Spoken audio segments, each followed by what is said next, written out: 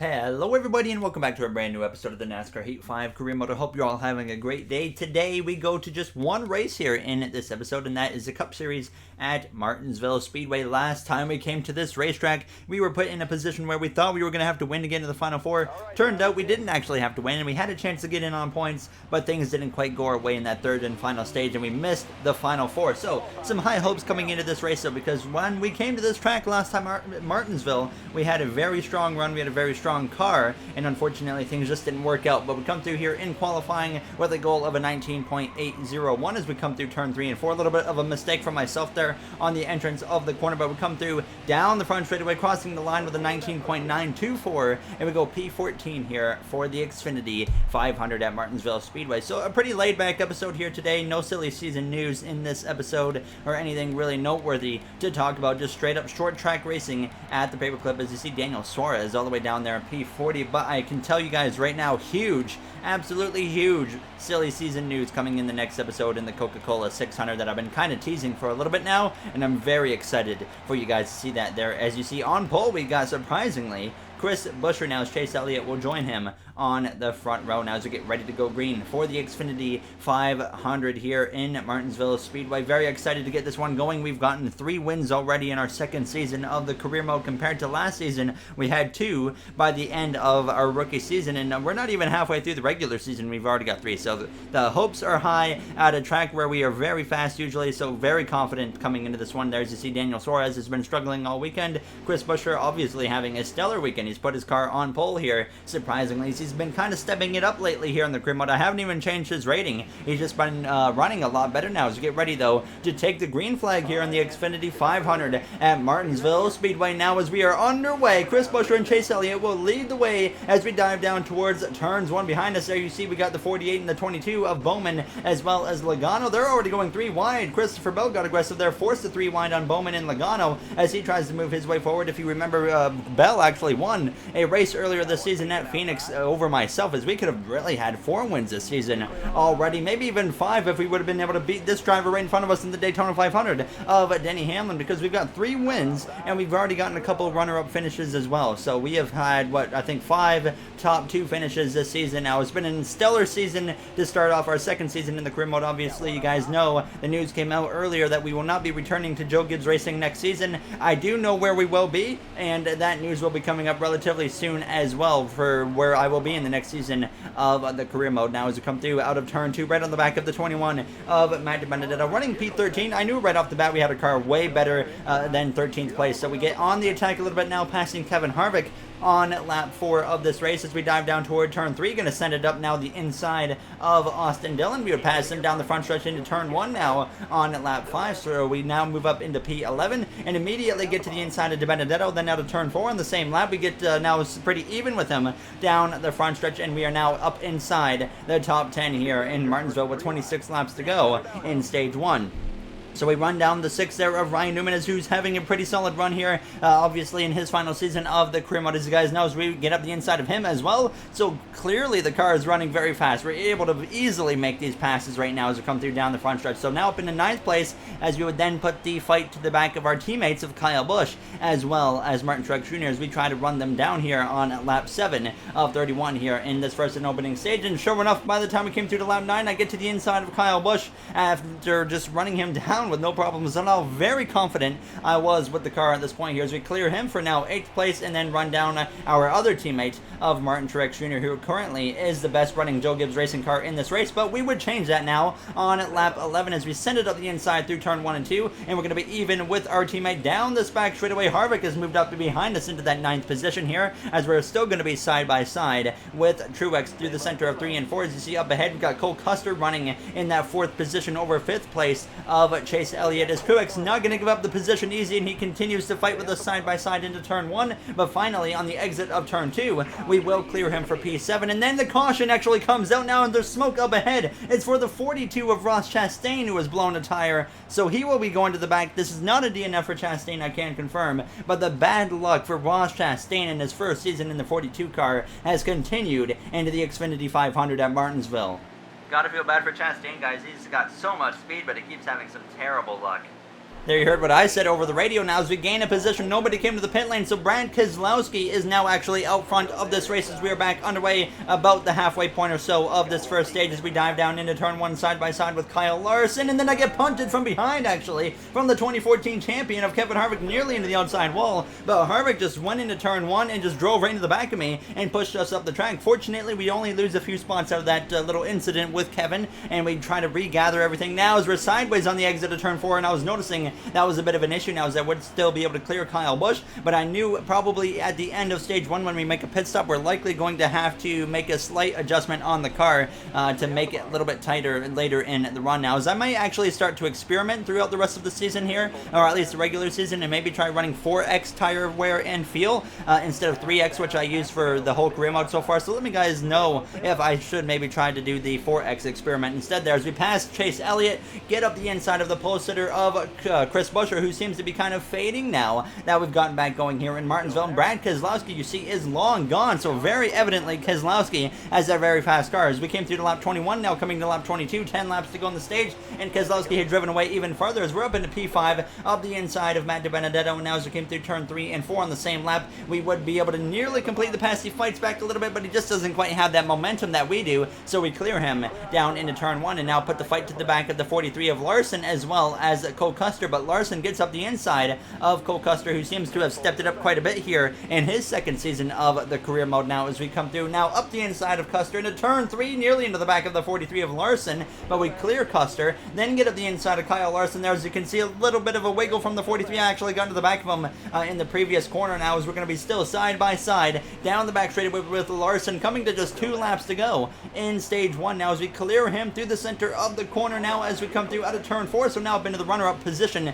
as obviously Keselowski too far away at this point to run him down, so we come through to the final lap of the first stage. And I talked about Chris Buescher kind of fading a little bit on that restart. Well, he's back up into P3 now as we go down this backstretch for the final time here in stage 1 for the Xfinity 500 at Martinsville Speedway. Brad Keselowski though leads the way to the green checkered flag there as he will win stage 1, and we come through to cross the line runner-up in P2 in the second stage. So definitely some strong speed in this 20 car, but right now it really does not seem like anybody has anything for Brad Keselowski in that 2 car, who is looking for his first win of the season here now as you see Kyle Busch rounds out the top 10, Matt DiBenedetto with a top 10 there as well as Cole Custer, Chase Elliott up there as well in 7th. There you see the rest of the order though. Harrison Burton, Bubba Wallace 18th and 19th. Those are the 2 affiliate teammates to this Joe Gibbs Racing team right now. As you see Suarez all the way down in 38th, Ricky Stenhouse Jr.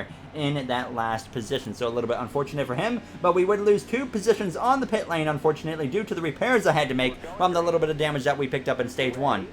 So Keselowski now and Chris Buescher will lead the way back to the green flag as we are once again underway 30 laps this time in stage 2 now as you see Larson up the inside immediately of the 17 of Chris Buescher as we exit turn 2 trying to clear Cole Custer, and sure enough we clear him as we go down the backstretch into turn 3. Immediately I get down to that bottom lane and get up the inside of the Roush Fenway driver now as he continues to just kind of have a surge in performance now as we dive down toward turn 1, but we are going to likely be able to clear Buescher through the center of the corner. Sure enough, yes we do. We clear him, and now he's under attack from Cole Custer in that 41 car. So now we try to run down once again the 43 of Kyle Larson. We know we're faster than the 43 of Larson, but it's really about the 2 car of Keselowski. Do we have the speed to contend with Brad Keselowski? Well, we're about to find out once we complete this pass on the 43 of Larson as we dive down into turn 1 side by side, and now even with the 43 car, we easily blow by Larson and take over the runner-up position once again here. And sure enough, we would find out probably the hard way that Keselowski just had absolutely something that we did not now as we come through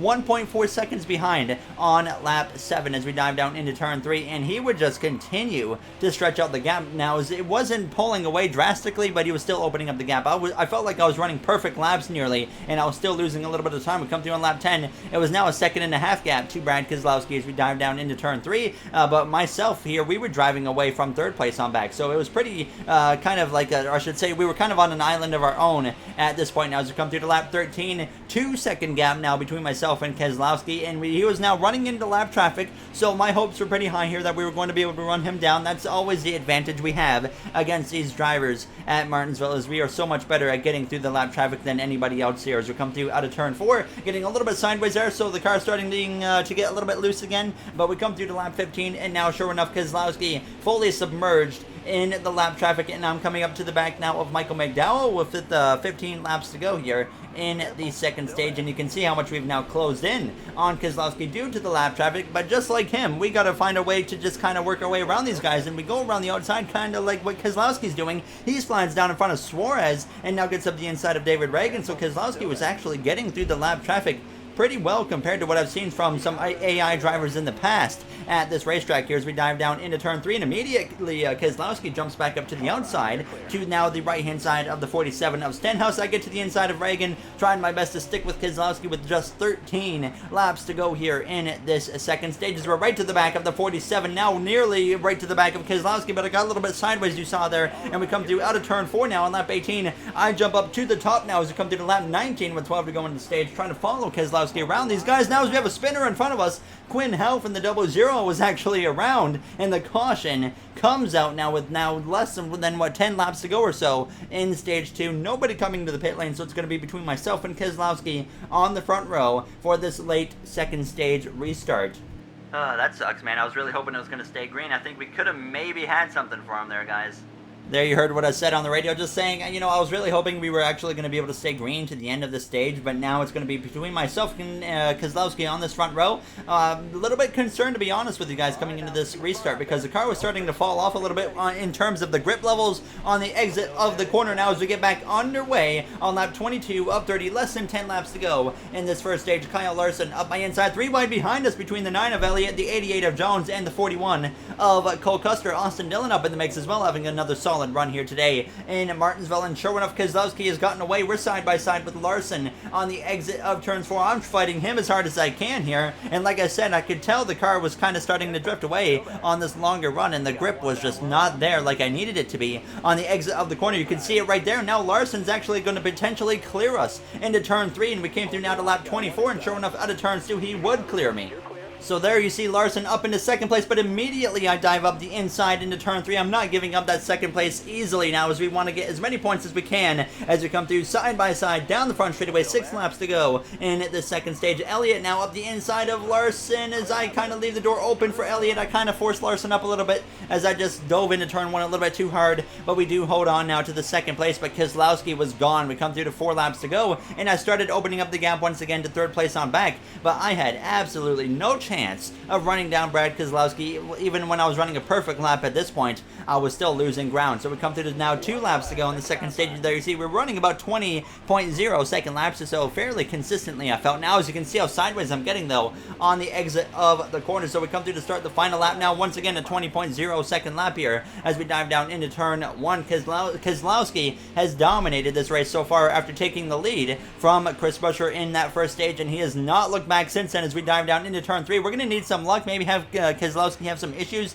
if we want to even think about winning this race now as we come through to get second once again in stage 2. So Keselowski and myself 1-2 in the first 2 stages as Chase Elliott gets P3. The 2 RCR cars of Austin Dillon and Tyler Reddick actually round out the top 5, so very solid effort so far from those 2 drivers as Kurt Busch will round out the top 10 in that number 1 car. Bubba Wallace has now worked his way up into P6, Harrison Burton even into P8 now as we're going to come to the pit lane again for 2 cans of fuel as well as 4 tires right now, as I was thinking, you know what, we're going to make some tire pressure adjustments and decrease the right rear tire pressures down to 22, and there you see now Denny Hamlin in P11, Kyle Larson and down to 13th after restarting 3rd on that last restart there, as you see some of our teammates, Kyle Busch struggling quite a bit, and down in the very bottom of the field we got Daniel Suarez, who is 2 laps down now as we get ready to go green for this 3rd and final stage, where Keselowski drops to P9 after a terrible pit stop and puts us P1 for the start of the stage.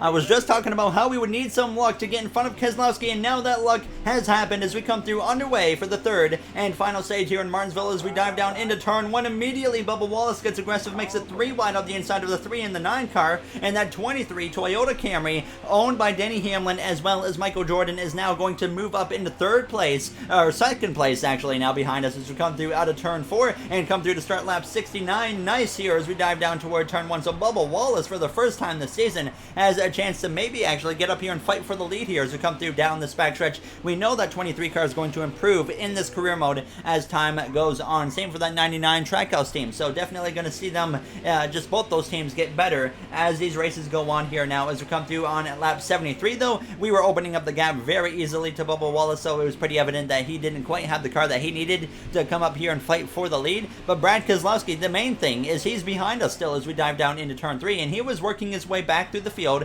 relatively quickly. As you remember, he started 9th on that restart after a terrible pit stop. Now we actually have a spinner though. Ty Dillon goes spinning now in, I think that's turn 1 and 2 maybe, or no, turn 3 and 4. He hits the outside wall, and the caution of course has come out again here in the paperclip for the Xfinity 500. And now we're going to get ready now to go for another restart, which I was not looking forward to because I was hoping that we could stay green and have Keselowski have to work even harder to get through the traffic. But now Keselowski will be lining up in P5 with less than 40 laps to go here in Martinsville. So definitely, like I said, not what I was hoping to see, but I'm confident that maybe he can still get caught up behind whatever drivers he's going to be behind here. He's going to at least gain a spot or two and move up probably into P3 here on this restart now as we are back underway in Martinsville for the Xfinity 500. There you see some kind of surprise names behind us up here. Austin Dillon, Harrison Burton up in the mix, Bubba Wallace in that 23 car having a stellar run so far here to start the third and final stage as we lead the way down the back straightaway. We know we have the speed to run away from all these guys except for Brad Keselowski, so we're really hoping and relying on Austin Dillon to hold up that 2 car as much as possible. Now Keselowski up into P3 side by side with Bubba Wallace. 48 laps to go now, as I meant to say less than 50 laps to go on the restart, not 40.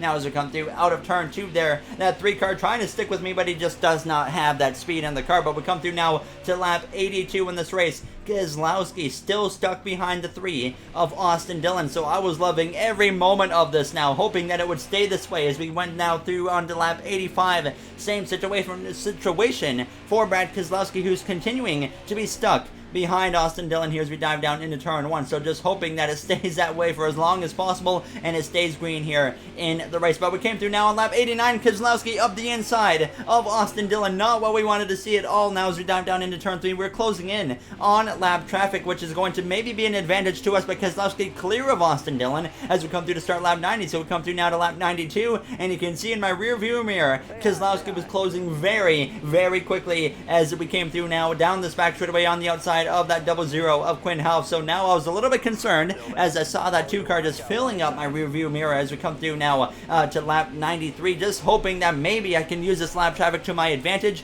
and put all these cars between us. But Keselowski was going through the traffic just as quickly as I was, it felt like. So my concerns definitely increasing, but we come through to 30 laps to go on lap 96. We actually open up the gap a little bit to Keselowski, still very close within attacking range here. As you can see, the grip once again starting to fall off in the car here as we go down into turn 3. Keselowski jumps up to the outside behind us now as we came through though down the backstretch into turn 3 and lap 97. There's problems up ahead for the 62 of Brendan Gaughan, who's all over the track into the actual side of Eric Almirola. He's right in our direction there as we go down to the inside of Gaughan, and Keselowski, after that whole mess, is actually going to get up our inside and pass us through turn 1 and out of turns 2. So Keselowski now to the lead as we're right on the back of him. What a mess that was. Gaughan was right in my path, and I was kind of couldn't tell where he was going to go. He ended up staying right in front of me, so I had to hit the brakes, get to the inside of him, and now we find ourselves in second place here after, thankfully, not getting caught up in any incidents, but surprisingly, no caution came out after that whole thing. Now as we come through down on to lap 100, 26 laps to go, as I'm doing everything I can to stick with Keselowski, knowing how fast he is. I know we're in trouble at this point as we come through out of turn 2, but he's just got so much more pace in that car and so much more grip on the exit of the corner compared to myself that I have pretty much accepted defeat at this point unless we get a caution. There's a nearly lose the car and take out the 37 of Ryan Preece, but we keep it straight with 25 laps to go now as we dive down into turn 1. There you saw Brendan Gaughan now on the pit lane. Now as a caution does come out with 25 laps to go, not for Brendan Gaughan, actually not sure what for at all now, as we are going to come into the pit lane though. And now the kind of decision comes up, what are we going to do? I decide we're going to take right side tires and half a can of fuel for this restart. What a mess that was with the 62 guys. I don't know what in the world was going on there, but sucks that we lost the lead that way. I'll do what I can here to get it back. There you heard the radio transmission again from myself now, so no positions lost or gained. I was really hoping we could gain a spot on Keselowski and maybe hope that he would have another bad pit stop. But unfortunately, it did not happen. Now it's Keselowski and myself on the front row as we are back underway with just over 20 laps to go. Right behind us, we got Ryan Blaney as well as Bubba Wallace, who has continued to run in the top 5. Now is Hamlin. Forces it 3 wide up the inside there of the 12 and the 23, and now gets up the inside of me. Keselowski already gone, and immediately I could still feel the grip, and the car was just not there on the exit of turn 2, and immediately Hamlin is just going to drive right on by me, so all of a sudden he has shown up with a lot of speed here on what could be this final restart of the day with 21 laps to go. Now Harvick to the back of me as well as we come through out of turn 2, and there you see immediately how much I'm struggling even after taking 2 tires, and if we would have taken 4 tires, we would have been way too far back, so I felt like I just kind of had to take the 2 tires, but unfortunately we are paying the price for it now as we come through now onto lap 108. You can see just how much I'm slipping and sliding. Keselowski, Hamlin driving away, but the biggest surprise was Hamlin was able to actually stick with Brad Keselowski as we came through now on at lap 111. Harvick sticking with me. I knew that I was in trouble compared to him as we dived down into turn 3. It was just a matter of time at this point until he was able to get up the inside of myself as we come through out of turn 4, just hoping that we can get to that lap traffic before Harvick is maybe able to pass me, but I made a bit of a mistake there out of turn 2 on lap 115. Now coming to 10 laps to go, and sure enough, Harvick, he gets up my inside as we dive down into turn 3, so we're going to drop down to P4, which is the worst running position we've been in since the maybe halfway point of stage 1 or so, or towards the end of stage 1 as we dive down into turn 1 with 10 laps to go here in the Xfinity 500. But sure enough, we would start to get to the lap traffic as Keselowski and Hamlin, they're both working their way through the lap traffic without really any issues, and Harvick was now just getting to the back of the 47 of Ricky Stenhouse Jr. So now I get up the inside of Kevin Harvick as we come through to lap 126 laps to go in this race, and we're going to be side by side with Harvick, and there you see the lap traffic come into our advantage because we're going to easily pass the 4 of Harvick when he clearly has a better car at this point in the race. So back up into P3 as we maybe still have a slim chance to run down drivers like Denny Hamlin as well as Brad Keselowski. So we come through now to lap 122. Unfortunately, though, you see Keselowski, Hamlin had only had like 1 lap car in front of him at this point as I'm all over the back of McDowell as we dive down into turn 1, and now we're going to be able to make a pass on him through the center of the corner as we run down once again Daniel Suarez. Every time we've seen him, when we've been lapping him, and we come through to now just 2 laps to go here in the Xfinity 500. We've had overtime for the past 3 races in a row here in the career mode, and if Keselowski can just make it around 1 more corner to the white flag, then he will not have to worry about that streak continuing here as we come through out of turn 4. Sure enough, Keselowski takes the white flag. He has dominated this whole race as we go up the inside of the 51 of Joey Gase. Hamlin still within striking distance of Keselowski if he maybe gets caught behind the wrong car as we come through out of turn 2 down this backstretch for the final time here in the Xfinity 500 at Martinsville Speedway. But Brad Keselowski has put on a dominating performance to come through and get his first win of the season here in Martinsville. Hamlin second, and myself here in the 3rd position as we cross the line. So a solid day overall.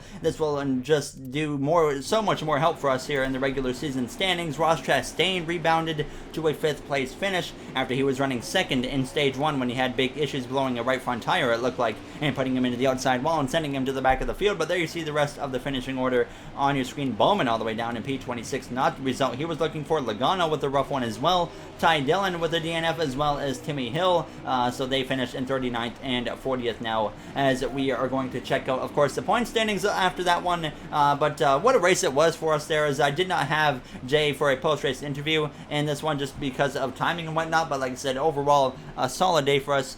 We started down in 14th, which was a bit of a surprise to myself, but we were able to work our way through the field very quickly in that first opening stage, and we got up to P2 by the end of that first stage. And unfortunately, we just really had absolutely nothing after that point, as we all saw Brad Keselowski clearly the fastest car in the field here today at the Xfinity 500 in Martinsville. So Hamlin obviously put up a fight right at the end to him, but it just, no matter what, it just seemed like nobody could beat that 2 car. So we're going to see if Keselowski can maybe carry that momentum into the next race at what is going to be the Coca-Cola 600. Very, very excited to get that one underway, as you guys have no idea. Some of you kind of have an idea what's going on, but a lot of you have absolutely no idea what's going to be announced in that one, and I'm very excited for you guys to see what it is going to be. but my only hint is this: a color. I'm going to hint at the color orange for the next silly season announcement, which is going to be easily the largest silly season announcement, even larger than probably the team that we're going to be going to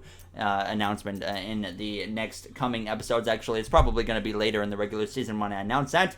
But as always, if you guys enjoyed this episode, you do know what to do. There you see the point standings on your screen. So we are now still out front of Hamlin as well as Chase Briscoe, in the playoff grid. But currently the last driver in the playoffs belongs to Alex Bowman. Kyle Larson, William Byron, Chris Buescher, Harrison Burton, as well as Tyler Reddick are the first 5 drivers outside looking in on the points scenario. As you see, the regular season standings as well, we have well over 50-point gap right now to Denny Hamlin. So we're having an incredible season here now, as I'm not used to leading the points. To be honest, I don't think we ever really led the regular season points in NASCAR Heat 4, even NASCAR Heat 3. And here we are in our second season of the Cup Series in NASCAR Heat 5, and we lead them points as Ross Chastain finds himself down in 26 in points. A rough start to the season for him, but he had a good race here today in Martinsville. So I'll see you guys, though, in the next one for a huge silly season announcement at the Coca-Cola 600. Have a great day, everybody.